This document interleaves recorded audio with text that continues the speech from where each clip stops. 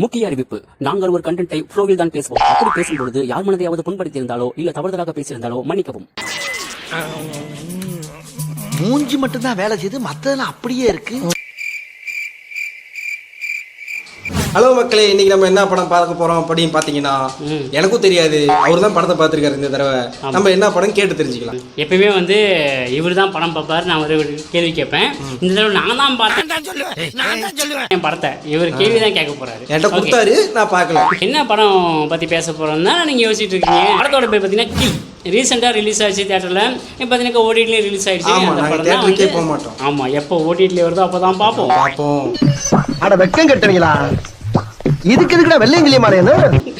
Kill படம் எப்படின்னு கீழே சொல்லிடுச்சு. கில் படம் எப்படி இருக்கு? பயங்கரமான ஒரு ட்ரைலர்லாம் பார்க்கும்போது நம்ம தமிழ் சினிமாவில் எடுத்த கைதி